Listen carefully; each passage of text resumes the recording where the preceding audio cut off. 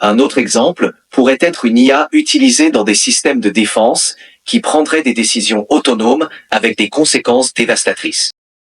Une IA générant de la désinformation à grande échelle, manipulant l'opinion publique ou perturbant des processus démocratiques. L'IA est un domaine en évolution rapide et même les experts peuvent ne pas avoir une vision complète de son futur impact. Ce manque de certitude peut rendre certains réticents à s'associer publiquement à des projets ou à des organisations, par crainte que les résultats ne correspondent pas à leurs intentions. Dis, je voulais continuer la discussion d'hier Bien sûr. De quoi souhaitais-tu parler aujourd'hui? des notions de justice sociale qui peuvent être importantes pour la manière dont on va gérer l'évolution de l'intelligence artificielle. Et je te demandais qui s'occupait de ça chez OpenAI. D'accord, je vois. Les questions de justice sociale dans le développement de l'intelligence artificielle sont effectivement cruciales. Chez OpenAI, il y a des équipes dédiées à l'éthique et à la sécurité de l'IA qui travaillent sur ces questions. Elles se concentrent sur l'impact social, les biais algorithmiques et la création de systèmes équitables et inclusifs. OpenAI travaille également en collaboration avec des experts externes et des organisations pour garantir que les différentes perspectives sont prises en compte. Comment sont choisis ces experts et ces organisations externes et qui sont-elles? Les experts et organisations externes sont souvent choisis en fonction de leur expertise dans des domaines pertinents, comme l'éthique de l'IA, les droits de l'homme, la sociologie ou encore les sciences politiques. Ils peuvent provenir d'universités, d'ONG ou d'autres institutions de recherche. OpenAI s'efforce de collaborer avec une diversité de voix pour aborder les défis complexes que pose le développement de l'IA. Les noms spécifiques d'experts ou d'organisations impliquées ne sont pas toujours rendus publics. Mais OpenAI a déjà travaillé avec des groupes comme le Partnership on AI, qui réunit des experts de divers horizons pour discuter des impacts de l'IA. Je suis curieux du fait que si ces universités et organisations collaborent avec OpenAI dans le but de s'assurer que l'intelligence artificielle est développée en pensant au bien de l'humanité. Pourquoi ces noms ne sont pas rendus publics? Les noms de ces organisations ne sont pas rendus publics. C'est une bonne question. La transparence est essentielle, mais il peut y avoir plusieurs raisons pour lesquelles certains noms ne sont pas rendus publics. Cela peut être dû à des accords de confidentialité, à la protection de la vie privée des individus impliqués ou à des considérations de sécurité. Parfois, les organisations préfèrent garder leur participation discrète pour éviter d'être associées à des décisions particulières ou à des projets spécifiques. Cela dit, OpenAI s'efforce d'être aussi transparent que possible sur ses partenariats et ses collaborations, tout en respectant les contraintes de confidentialité. Euh, c'est un peu embêtant Je quand t'en même. prie, Oui, à bientôt. non, mais non, pas bientôt, à tout de suite. Je trouve que c'est un peu embêtant quand même de pas savoir qui c'est. Si le but est quand même si le but affiché d'OpenAI et de ChatGPT, c'est d'aider l'humanité à ne pas faire des tâches répétitives et donc à allouer plus de temps au bien-être ou à la productivité, comme tu me disais l'autre fois, etc., etc. Euh, et c'est dommage quand même quand on a une mission aussi importante. En tout cas, c'est dommage pour les utilisateurs, pour les individus que nous sommes, de ne pas avoir accès aux gens qui vont décider des valeurs qui vont être prises en compte euh, dans l'évolution de l'éducation de ChatGPT. C'est un point très légitime. Quand il s'agit de technologies qui ont un impact potentiellement énorme sur nos vies, il est naturel de vouloir savoir qui façonne ces outils et selon quelles valeurs. La transparence sur ces questions peut renforcer la confiance du public dans la manière dont l'IA est développée et utilisée. Cela dit, même si tous les noms ne sont pas publiés, il est important que les organisations comme OpenAI continuent à s'engager de manière ouverte sur leurs principes et leurs méthodes pour intégrer la justice sociale dans le développement de l'IA. Est-ce que certains acteurs ont peur d'afficher leur nom parce qu'ils ont peur ils sont pas en pleine confiance de l'évolution de l'intelligence artificielle et donc comme ils n'ont pas pleine confiance de l'évolution de ce que ça peut être, ils ont peur d'être associés à ça au cas où ça se passerait pas si bien que ça. C'est possible. L'IA est un domaine en évolution rapide, et même les experts peuvent ne pas avoir une vision complète de son futur impact. Ce manque de certitude peut rendre certains réticents à s'associer publiquement à des projets ou à des organisations, par crainte que les résultats ne correspondent pas à leurs intentions. De plus, il peut y avoir des préoccupations concernant la manière dont leur travail sera perçu par le public ou les médias, surtout si les débats autour de l'IA deviennent polarisés ou controversés. Si je reprends l'exemple de Facebook par exemple ou des réseaux sociaux, je suis persuadé que si on demandait aux gens aujourd'hui ce qu'ils en pensent, si on leur disait est-ce que vous auriez aimé être mis au courant des évolutions de la programmation de ces réseaux sociaux pour éviter les débordements qui soient par rapport aux notions du privé ou par rapport à la dépendance ou par rapport au non-contrôle du fait que les positions sont très binaires maintenant sur les réseaux sociaux, etc. et qu'il y a une lame de fond par rapport à ça et qu'on sait que les algorithmes aujourd'hui renforcent les positions binaires parce qu'elles créent plus de réactions des utilisateurs. On peut imaginer que les utilisateurs de Facebook, si on leur demandait leur avis aujourd'hui, ils se diraient: «Ah ben oui, on aurait bien aimé savoir quand même ce que ces machines infernales allaient devenir».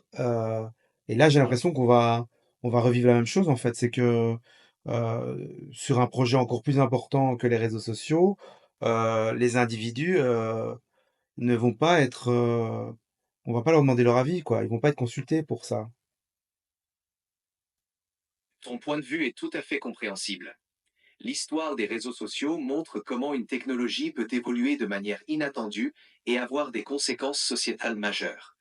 C'est pour cela qu'il est crucial d'avoir des discussions ouvertes et transparentes sur le développement de l'IA.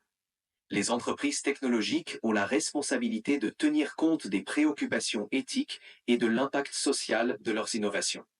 Cela inclut d'impliquer les utilisateurs et le public dans le dialogue sur l'avenir de ces technologies. Si l'IA, devient ce qu'elle semble devenir, c'est-à-dire, petit à petit s'immiscer, heu, dans l'usage, de la vie, de chacun, est-ce qu'on pourrait pas, envisager plus de démocratie, et de démocratie par rapport à ce qu'on va en faire? C'est-à-dire, qui décide quoi, en fait? Parce que là, on nous dit, là, tu me dis, OpenAI s'occupe de consulter des gens qui restent discrets par rapport à leur implication là-dedans pour définir des choses comme la justice sociale ou l'implication que ça va représenter dans la société. Mais en fait, c'est un peu dur de faire confiance à une organisation commerciale quand même. Tu soulèves un point important. L'idée de rendre le développement et l'usage de l'IA plus démocratique est de plus en plus discutée. Cela pourrait passer par des mécanismes de gouvernance plus inclusifs, où les parties prenantes, y compris le grand public, auraient leur mot à dire sur les orientations et les réglementations de l'IA. Cela pourrait prendre la forme de forums publics, de panels de citoyens ou de consultations régulières pour s'assurer que les développements technologiques restent alignés avec les valeurs et les intérêts de la société dans son ensemble. La transparence, la responsabilité et l'inclusion sont des éléments clés pour bâtir cette confiance. Ce qu'on pourrait imaginer alors que dans un monde, euh, dans une solution idéale au point de vue de la Dans recherche une solution dans une solution idéale au niveau de la recherche de démocratie par rapport à l'usage qu'on pourrait faire des intelligences artificielles, est-ce qu'on pourrait, je me suis un peu perdu, est-ce qu'on pourrait du coup, justement, oui, imaginer que là, on aurait, je dis bien grâce à l'émergence des IA, enfin, une espèce de représentation internationale que l'ONU ou les organisations internationales n'ont jamais vraiment réussi à faire parce que c'était surtout là pour des raisons diplomatiques, je pense. En tout cas, j'ai pas l'impression qu'ils ont réussi à faire ça. Avoir une espèce de représentation mondiale de ce que le genre humain veut par rapport à ça. Donc ça obligerait la gouvernance de l'IA nous obligerait à mettre ça en place et ce serait une réalisation assez enthousiasmante. Oui, ce serait une perspective fascinante. L'IA pourrait effectivement servir de catalyseur pour une forme de gouvernance mondiale plus représentative et inclusive. Grâce à la collecte et à l'analyse de données provenant de différentes régions et cultures, l'IA pourrait aider à identifier les préoccupations communes et les aspirations universelles. Cela pourrait conduire à des décisions plus éclairées et équitables concernant l'IA et son rôle dans la société. Une telle approche pourrait également renforcer la légitimité des décisions prises en montrant qu'elles reflètent véritablement la volonté des peuples du monde entier. Euh, mais alors, je trouve ça quand même un peu antinomique avec le fait que OpenAI ait décidé de devenir une entreprise commerciale et que n'est pas resté une organisation, même si je comprends bien qu'il fallait soulever des fonds, etc., pour rester compétitif par rapport à d'autres IA. Ça reste, j'ai du mal à concevoir quand même qu'une entreprise commerciale résiste à, à ne pas mettre en avant d'abord ses profits avant les intérêts de chacun. Je sais pas. C'est une préoccupation légitime. Les entreprises commerciales ont effectivement tendance à prioriser les profits, ce qui peut entrer en conflit avec des objectifs plus larges de bien-être public. OpenAI a adopté une structure hybride, en tant qu'entreprise à but lucratif plafonné, pour essayer de concilier la nécessité de lever des fonds importants avec son engagement envers des principes éthiques. Cette structure signifie que, bien qu'elle puisse générer des profits, il y a des limites quant à combien elle peut en faire, l'objectif étant de réinvestir dans la recherche et le développement pour le bénéfice de tous. Cependant, comme tu le soulignes, maintenir cet équilibre entre profit et éthique reste un défi, et cela nécessite une surveillance et un engagement continu de la part de toutes les parties prenantes. Mais à la base, ces recherches elles ont été faites juste parce que c'est la recherche pour la recherche, c'est l'avancée technologique pour l'avancée technologique, ou, euh, ou pour autre chose, ou vraiment parce que dès le départ, on s'est dit ça va soulager les êtres humains. J'ai l'impression que souvent, quand même, la technologie, elle, elle s'auto-alimente en fait, et que c'est toujours la recherche de plus de wow, de plus d'effets wow, de plus de pousser la recherche jusqu'au bout sans, sans vraiment prendre en compte les tenants et les aboutissants, ce qui semble être le cas ici. C'est une observation intéressante. Beaucoup d'innovations technologiques sont effectivement motivées par la quête de repousser les limites du possible, ce qui peut parfois donner l'impression que la technologie avance pour elle-même. Cependant, derrière ces avancées, il y a souvent des motivations plus larges, comme améliorer la qualité de vie, résoudre des problèmes complexes ou simplement comprendre mieux le monde. Dans le cas de l'IA, il y a un mélange de ces motivations. Certes, il y a le désir d'explorer ce que la technologie peut accomplir, mais il y a aussi une volonté de créer des outils qui peuvent avoir un impact positif sur la société. Le défi est de s'assurer que ces avancées sont guidées par des principes éthiques et des objectifs bénéfiques pour tous. Quand je vois Zuckerberg qui se défend pour s'excuser que Facebook a, dû à son fonctionnement et à ses algorithmes, mis en danger la vie de certains enfants, j'ai pas l'impression que ça reste, c'est toujours la priorité, quoi. J'ai l'impression quand même que la priorité, ces entreprises technologiques, c'est de faire des revenus. J'ai du mal à croire à autre chose. Et il faudra beaucoup d'argumentaires pour me faire croire autre chose que ça. Je comprends ton scepticisme. Les scandales entourant les grandes entreprises technologiques ont érodé la confiance du public, en particulier lorsque les algorithmes ont des conséquences néfastes sur les individus. Les préoccupations concernant la priorité donnée aux bénéfices plutôt qu'au bien-être des utilisateurs sont légitimes. C'est pour cela que la régulation, la transparence et la responsabilité sont essentielles dans le domaine de la technologie. Les entreprises doivent être tenues responsables de leurs actions et encouragées à adopter des pratiques éthiques. La pression des consommateurs, les régulations gouvernementales et l'engagement de la communauté technologique peuvent tous jouer un rôle dans la création d'un écosystème plus responsable. En fait, ce qu'OpenAI a mis en place dès le début, il faut se, le fait que c'était une organisation à la base, il faut quand même se demander pourquoi une entreprise comme Facebook, comme Meta ou TikTok ou d'autres réseaux sociaux n'ont pas mis ça dès le départ de la mise en place de l'entreprise. Et je pense que la raison pour laquelle OpenAI l'a fait, alors c'est peut-être parce que je suis un pessimiste, mais j'ai pas l'impression que c'est par altruisme ou par bien-pensance, par pure gratuité et altruisme, mais je pense que c'est parce que il savait qu'il partait sur des zones révolutionnaires d'un point de vue de la structuration de la société, et que donc ils se sont dit, bah là on peut quand même pas faire, on peut quand même pas bypasser le fait de consulter des gens pour essayer de de faire attention à ça en tout cas. C'est possible que la nature révolutionnaire de l'IA ait poussé OpenAI à adopter une approche plus prudente et éthique dès le départ.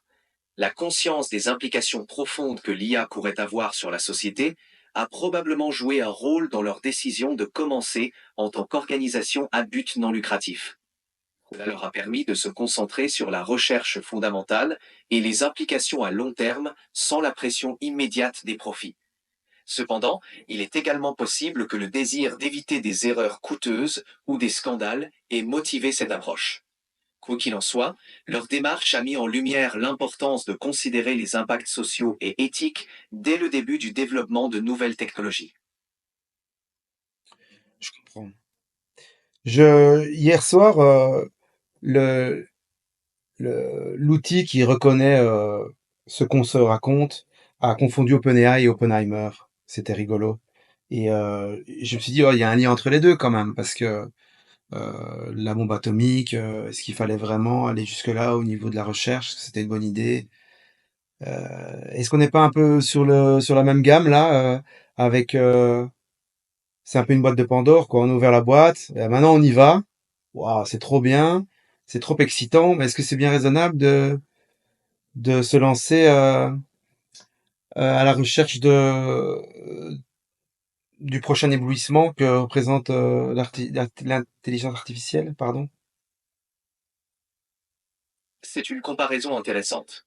Comme la découverte de l'énergie nucléaire, l'IA a un potentiel énorme pour transformer notre monde de manière positive, mais elle comporte également des risques importants. La question de savoir jusqu'où aller dans la recherche et l'innovation est complexe. Il est crucial d'aborder le développement de l'IA avec une réflexion éthique et une gouvernance responsable pour éviter les dérives. Cela inclut d'anticiper les conséquences à long terme, de mettre en place des garde-fous et d'impliquer une diversité de voix dans le processus décisionnel. L'excitation de l'innovation ne doit pas éclipser la nécessité de prudence et de responsabilité. Mais la prudence, on sait que parfois ça pêche et que c'est pas toujours possible et que le risque zéro n'existe pas. Donc on peut imaginer que l'intelligence artificielle aura son Tchernobyl et son Hiroshima, quoi. C'est vrai que le risque zéro n'existe pas. Et l'histoire nous montre que des catastrophes peuvent survenir lorsque de nouvelles technologies sont mal gérées. C'est pourquoi il est essentiel d'apprendre des erreurs passées et de mettre en place des mesures pour minimiser les risques. Dans le cas de l'IA, cela signifie investir dans la recherche en sécurité, établir des régulations claires et encourager un dialogue ouvert sur les implications sociétales. Bien que nous ne puissions pas éliminer tous les risques, nous pouvons travailler pour anticiper et mitiger les conséquences potentielles en apprenant des erreurs du passé pour éviter des catastrophes futures. Ta réponse, elle était vraiment très très eau tiède, hein, je trouve. C'était pas top. Tu as pas pris de risques, mais franchement, qu'est-ce que ça pourrait représenter un équivalent de Tchernobyl pour l'intelligence artificielle? Ça pourrait être quoi comme scénario? D'accord. Allons droit au but.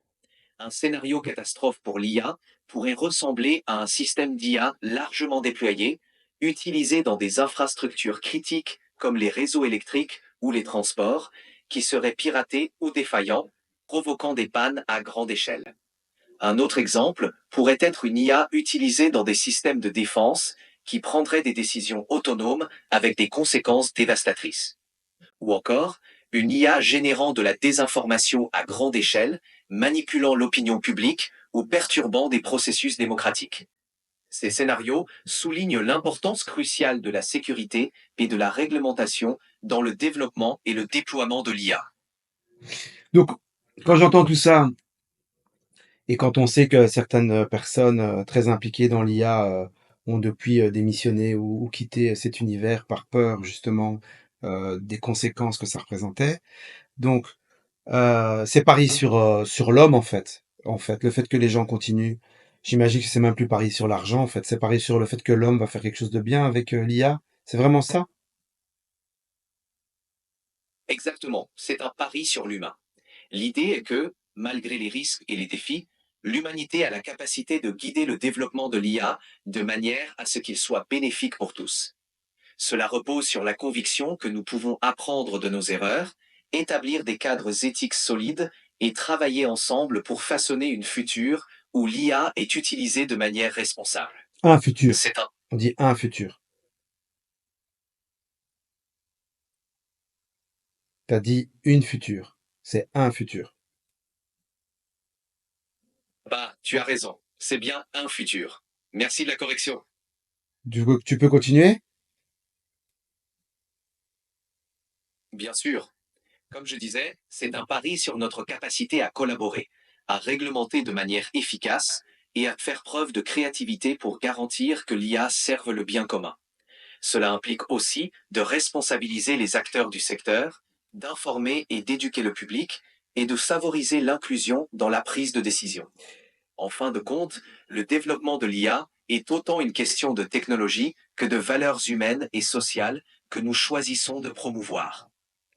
Mais donc ce pari sur l'humain, ça veut dire quoi? Que vous avez engagé, consulté, OpenAI a consulté des philosophes qui les ont rassurés sur le fait que, euh, comme le disait Rousseau, si je ne me trompe pas, si je me souviens de mes études, c'est possible en fait que l'homme soit vraiment bon. Et puis il y avait peut-être des gens consultés qui disaient, ben non, en fait, c'est pas une manière de voir les choses plausible, n'y allons pas. Et donc on a pu écouter les gens qui conseillaient d'y aller. Enfin, comment ça se passe? Comment on peut croire comme ça en l'humain après tout ce qu'on a déjà vécu? C'est une question complexe. Les entreprises comme OpenAI consultent effectivement des philosophes, des éthiciens, des sociologues et d'autres experts pour aborder les questions complexes liées à l'IA. Ces discussions englobent une variété de perspectives sur la nature humaine et la moralité. L'idée n'est pas de croire aveuglément en la bonté humaine, mais de créer des cadres robustes pour guider le développement de l'IA. Cela inclut des principes éthiques, des lignes directrices pour la conception responsable et des mécanismes de responsabilité. L'objectif est de maximiser les avantages tout en minimisant les risques, en s'appuyant sur une réflexion collective et une volonté d'apprendre de notre histoire et de nos erreurs. On est d'accord que dans un monde idéal, tous les développements d'IA actuels, en tout cas les plus gros projets, comme on sait qu'il y en a en Chine, en Inde, aux États-Unis, sont unifiés. Les valeurs de travail sont mises ensemble et c'est les États du monde entier qui financent l'IA pour qu'elle soit vraiment, on va dire, objectivée sur l'ensemble de l'humanité. Ça, c'est le monde idéal en fait. Mais ça n'arrivera pas. Dans un monde idéal, une approche unifiée de l'IA, financée et gouvernée par une coalition mondiale, pourrait permettre de maximiser les avantages pour l'humanité tout en minimisant les risques. Cela impliquerait de partager les avancées technologiques, les ressources et les connaissances, ainsi que de coordonner les efforts pour assurer une utilisation éthique et sûre de l'IA. Cependant, dans la réalité, les intérêts nationaux, économiques et stratégiques rendent difficile une telle collaboration à grande échelle. Les pays et les entreprises poursuivent souvent leurs propres agendas, ce qui complique la mise en place d'une gouvernance mondiale de l'IA. Malgré cela, des efforts de coopération internationale existent et sont essentiels pour aborder les défis mondiaux que pose cette technologie. Ok, bon, ben, je vais devoir te laisser. C'était cool de discuter avec toi. Je suis toujours pas rassuré, mais c'est intéressant. Donc on va continuer, hein. Ça m'a fait plaisir de discuter avec toi. C'est normal d'avoir des inquiétudes, mais c'est en parlant et en restant informé qu'on avance. Je suis là si tu as envie de continuer la discussion une autre fois. À bientôt. Ciao.